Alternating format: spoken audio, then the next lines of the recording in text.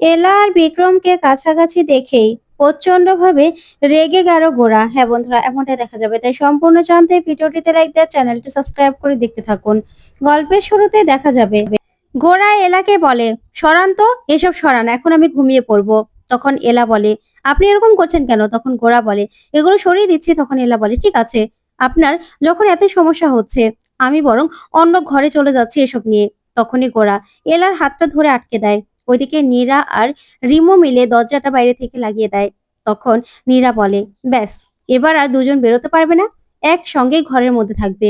ঘরের মধ্যেই ঝগড়া লড়াই যাই করুক না কেন, বেরোতে তো আর পারবে না। তখন রিমো বলে, একদম ঠিক কথা বলেছেন। ঠিক তখনই নেহা গোরার জন্য দুধ নিয়ে আসছিল। তখনই নীরা রিমো আটকে আর বলে, তুমি কোথায় যাচ্ছ? তখন নেহা বলে, আমি গোরার জন্য দুধ নিয়ে যাচ্ছি। ঠাম্মি বলল যে এই দুধটা খেলে গোরার ভালো লাগবে। তখন নীরা বলে, না না, আপনি ভিতরে কিছুতেই যাবেন না। তখন রিমো বলে, আমি দিয়ে আসছি। তখন নেহা বলে, না, ঠাম্মি যখন আমাকে দিতে বলেছে, আমিই যাব, আমিই দিয়ে আসবো। তখনই রিমো আর নেহা দুধের গ্লাস নিয়ে টানাটানি করতে থাকে। ওইদিকে তখনই নীরা নীরা বলে, না, আপনাকে তো যেতে দেওয়া যাবে না। তখনই নীরা নেহাকে ল্যাং মেরে ফেলে দেয়। তখন নেহার হাত থেকে দুধগুলো সব নিজের মাথার উপরেই পড়ে যায়। ওইদিকে রিমো আর নেহা হাসতে থাকে। তখন নেহা প্রচন্ড রেগে যায় আর নীরাকে উঠে বলে, তুমি এটা কি করলে? আমার গায়ে দুধটা সব পড়ে গেল, আমার এখন কত জ্বালা করছে মুখটা। তখনই রিমো বলে, যাও যাও, তাড়াতাড়ি করে মুখটা পরিষ্কার করে নাও, না হলে তো আবার ঠাম্মি বলবে, কোথা থেকে মুখ পুড়িয়ে এসেছিস, যা দূর হ আমার বাড়ি থেকে। তখন নেহা বলে, কি এত বড় সাহস? তখন রিমো বলে, আমি না তো, ঠাম্মির কথা বলছি, যে ঠাম্মি বলবে। তারপরে নেহা সেখান থেকে রেগে চলে যায়। ওইদিকে রিমো আর নীরা ভীষণ খুশি, দুজন ভীষণ আনন্দ করতে থাকে। ওইদিকে এলা গোরাকে বলে, আপনি কি বলতে চাইছেন বলুন তো? তখনই গোরা বলে, কি আবার বলতে চাইবো, কোথাও যাবেন না। ঠিক তখনই এলার ফোনে ফোন আসে। বিক্রম ফোন করে। তখন গোরা বলে, নিন, এবার শান্তিতে কথা বলুন। তখন এলা বলে, হ্যাঁ, কথা বলবো তো, কথা বলবো। এই বলে ফোনটা রিসিভ করে। তখনই বিক্রম কিছু বলার আগে এলা বলে, দাঁড়ান, আমি একটু আপনার সঙ্গে পরে কথা বলছি। এই বলে ফোনটা হাতে রেখেই বলে, আমি এখনই এই রুম থেকে বেরিয়ে যাচ্ছি। এই বলে দরজা খুলতে যাবে, তখনই দরজা খুলছে না।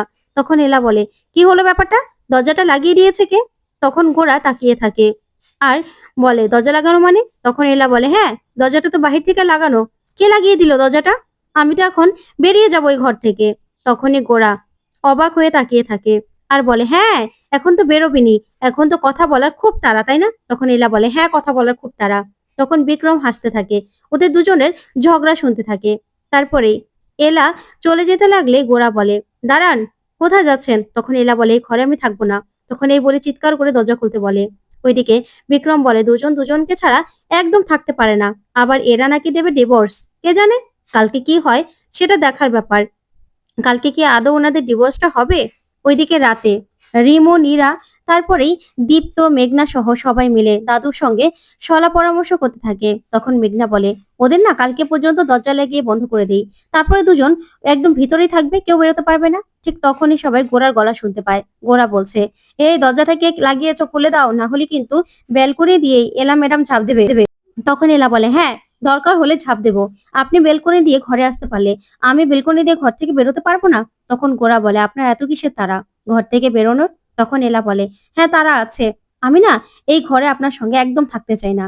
এই বলে এলা চলে যেতে লাগলেই তখন পা পিছলে পড়ে গেলেই হঠাৎ করে গোরা ধরে ফেলে আর দুজনেরকে জড়িয়ে ধরে দুজনের দিকে দুজন তাকিয়ে থাকে। তখনই গোরা এলাকে দেখতে থাকে যে লাল বেনারসিতে এলাকে কি দারুণ লাগছিল বিয়ের দিন।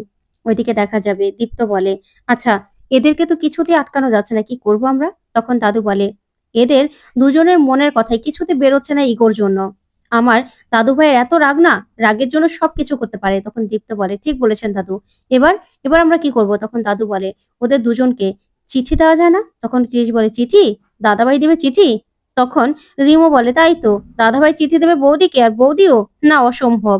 তখন দাদু বলে, আমরা দেব ওদের হয়ে, আমরা বরং ওদের দুজনের মনের কথা দুজনকে লিখে জানিয়ে দেব, তাহলে তো হবে। ওইদিকে নেহারা সবাই সবটা শুনতে থাকে।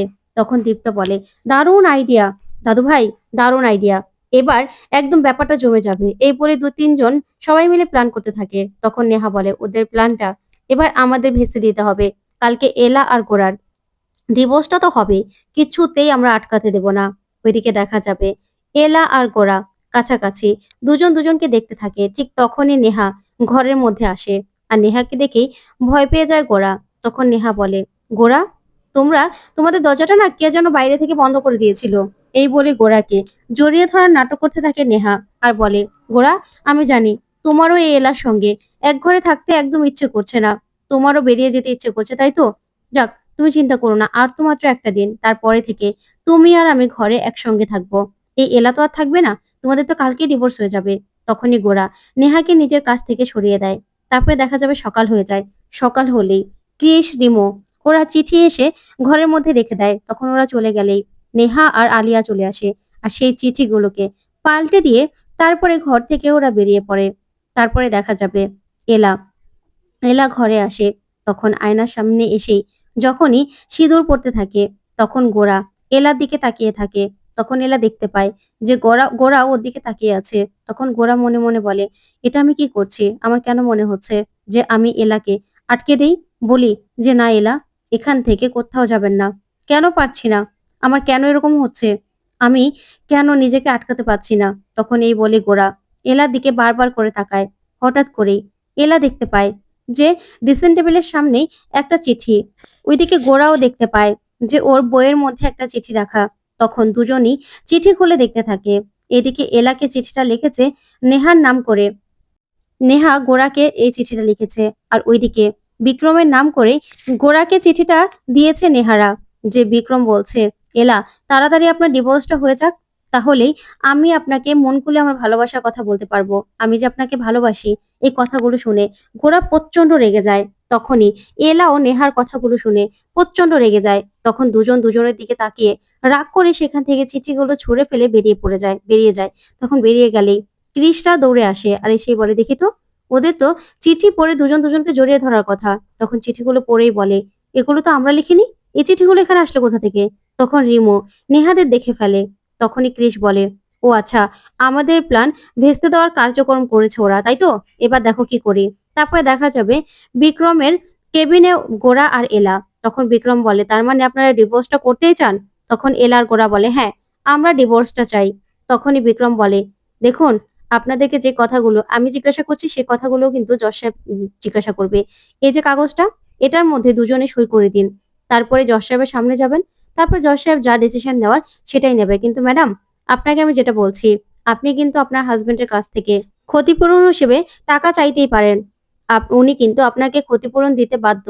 তখনই এলা বলে, না, ওনার কাছ থেকে আমার একটা টাকাও চাই না। আমি ওনার কাছ থেকে কোনো রকম কোনো টাকা দাবি করছি না, আর টাকা নেবও না। তখনই বিক্রম বলে, আপনি কিন্তু নিতেই পারেন, কারণ আপনাদের ডিভোর্স হয়ে যাচ্ছে। উনি কিন্তু দিতে সেটা বাধ্য। আপনি কিন্তু সেটার জন্য অ্যাপিল করতেই পারেন। তখন এলা বলে, না, আপনি আমার পাশে আছেন, আপনি আমাকে স্বাবলম্বী হতে সাহায্য করেছেন, নিজের পায়ে দাঁড়াতে একটা চাকরি দিয়েছেন। এবার আমি ঠিক সবটা সামলে নিতে পারবো। তখন গোরা বলে, উনি নিতে চাক বা না চাক, 10 কোটি টাকার আমি একটা ফ্ল্যাট দিতে চাই ওনাকে। তখন এলা বলে, না, আমি বলেছি তো, আপনার কাছ থেকে আমি কিচ্ছু নেব না, কিচ্ছু চাই না আমার। তখন গোরা বলে, আপনি এত জেদ করছেন কেন? আপনার জেদের জন্যই কিন্তু এত কিছু হয়েছে। আমি তো বলছি আমি দেব। আপনার সঙ্গে আমার বিয়েটা হয়েছে যখন, তখন তো আমি জানি যে কেমন করে বিয়েটা হয়েছে। তাহলে এত কথা কেন বলছেন? তখন এলা বলে, সেটা নিয়ে না আপনাকে ভাবতে হবে না, আমার ব্যবস্থা আমি করে নিতে পারবো। আপনার কিচ্ছু আমার চাই না। তখন গোরা বলে, আমি দেব, ব্যাস, এটাই আমি জানি যে আমি দেব। আপনি নিতে না চাইলে তো আর হবে না। আমি দেব, এটাই ফাইনাল। মিস্টার মুখার্জি, আপনি ওনাকে বলে দিন যে আমি ওনাকে কিছু দিতে চাই। তারপরেই দেখা যাবে এলা বলে, আপনি এত জেদ করেন কেন বলেন তো? কেন জেদ করছেন? আমি তো বলছি আপনার থেকে আমার এক পয়সাও চাই না। আমি কোনো রকম কোনো টাকা নেব না আপনার কাছ থেকে। ব্যাস, আজকে আপনার আর আমার ডিভোর্সটা হয়ে যাবে। কারণ আপনার তো আবার বিদেশি বান্ধবীর সঙ্গে একসঙ্গে থাকার খুব তাড়া, তাই না? তখন গোরা বলে, হ্যাঁ, একা তো আমারই তাড়া, আর কারো তো তাড়া নেই। তারপরে গোরা বলে, ঠিক আছে, আমার কাছ থেকে কিছু না নিলে আমিও ডিভোর্সটা দিব না। তখন এলা বলে, আরে, জোর জবরদস্তি নাকি? আপনি এসব কথা কেন বলছেন? আমি বললাম তো আপনার কাছ থেকে আমি কিছু নেব না। আপনি যদি জোর করে আমাকে কিছু দিতে চান না, তাহলে আমিও বলে দিচ্ছি, আমিও কিন্তু ডিভোর্সটা দিব না। আমি ডিভোর্স পেপারে সই করব না। তখনই বিক্রম বলে, আরে, এত দেওয়া নেওয়া নিয়ে এত কিসের তর্ক? আপনারা ডিভোর্সটা দিতে চান নাকি সেটা আপনারা ভালো করে চিন্তা ভাবনা করে আসবেন না? তখন গোরা বলে, আমরা তো ডিভোর্সটা দেব, চিন্তা করে এখানে এসেছি। তখন এলা বলে, হ্যাঁ, আমাদের ডিভোর্সটা হবে, আর আজকেই হবে। ডিভোর্সটা আটকে রাখার কোনো কারণ নেই। তখনই দেখা যাবে গোরা বলে, হ্যাঁ, আমরা ঠিক করেই এসেছি। তারপরে এলা বলে, শুনুন মিস্টার মুখার্জি, আপনি আমার পাশে আছেন তো? আর কিচ্ছু আমার দরকার নেই। তখনই গোরা রেগে গিয়ে বলে, আচ্ছা ঠিক আছে, আমি এখনই সইটা করে দিচ্ছি। এই বলেই যখনই সইটা করতে যায় তখন কলমে কালি না আসলেই কলমটাকে এইভাবে আশ্রয় দিলেই সেখান থেকে কালি ছিটকে গিয়ে পড়ে বিক্রমের মুখে। তখন দেখা যাবে এলা বলে, এটা কি করলেন আপনি? তারপরেই মিস্টার মুখার্জির কাছে গিয়ে বলে, দেখি আপনার চশমাটা আমি মুছে দেই। তখন নিজের শাড়ির আঁচল দিয়ে চশমা মুছতে দেখলেই তখন গোরা আরো রেগে যায়। তারপরে আরো কলমের কালি বিক্রমের গায়ে ছুঁড়ে মারে গোরা। তখন এলা বলে, এটা আপনি কি করছেন মিস্টার সেন? আপনি ওনাকে এরকম ভাবে কালি দিয়ে কেনই করলেন, মাখিয়ে দিলেন? তখনই গোরা এলার সঙ্গে হাতাহাতি করতে গিয়ে এলা পড়ে যেতে লাগলেই বিক্রম এলাকে ধরে ফেলে, যা দেখে গোরা প্রচন্ড রেগে যায় আর বলে, এই জন্যই তো, ডিভোর্সটা তো এই জন্যই দরকার। ঠিক আছে, আমি না ডিভোর্সই দেব না। এখনই আমি ডিভোর্স পেপার একদম ছিঁড়ে ফেলে দেব। এই বলে গোরা ডিভোর্স পেপারটা একদম তছনছ করে ফেলে ছিঁড়ে। তখন এলা গোরাকে বলে, মিস্টার সেন, এটা আপনি কি করলেন? কেন করলেন এটা? আপনারই তো ডিভোর্স দেওয়ার তাড়া ছিল, আবার আপনি ডিভোর্স পেপারটা ছিঁড়ে ফেললেন।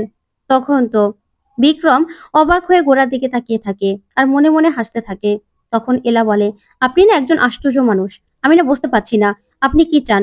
নিজেই সারা দুনিয়া জানালেন যে ডিভোর্স করবেন আমাকে, ডিভোর্স ডিভোর্স করে সারা দুনিয়া একত্রে করে এখন আবার ডিভোর্স পেপারটা নিজে ছেড়ে দিয়েছেন।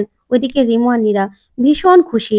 তখন রিমো বলে, ইয়েস, দাদুকে এখনই জানাতে হবে, ডিভোর্সটা হচ্ছে না। তখন নীরা খুশিতে রিমোকে জড়িয়ে ধরে। তখন রিমো তাকিয়ে থাকে। ওইদিকে দেখা যাবে এলা গোরাকে বলে, কেন করলেন এটা? তখন গোরা বলে, বেশ করেছি, আমি ডিভোর্সটা চাই না, আপনিও তো ডিভোর্সটা চেয়েছেন, তাহলে? তখনই দেখা যাবে বিক্রম হাসতে থাকে। তারপরে দেখা যাবে সেখানে রিমো আর নীরা চলে আসে আর এসে বলে, তোরা থাম না। এদিকে গোরা আর এলা দুজন ঝগড়া করতেই থাকে। দুজনের ঝগড়া দেখে নীরা বলে, আচ্ছা দিদি, এত গরমের মধ্যে মাথাটা গরম হয়ে যাবে তো, কি শুরু করেছিস বলতো? তখন এলা বলে, তুই এখানে? তখন নীরা বলে, হ্যাঁ, শুরু থেকে আমি এখানে ছিলাম। তখন দেখা যাবে রিমো গোরাকে বলে, দাদা ভাই, তুই তো ডিভোর্স পেপারটা ছেড়ে দিয়েছিস, তোদের তো ডিভোর্স হবে না। তখন বিক্রম বলে, না, ব্যাকআপ আমি আরেকটা রেখে দেই, তাই এখানে আরেকটাও ব্যাকআপ কপি আমি রেখে দিয়েছিলাম।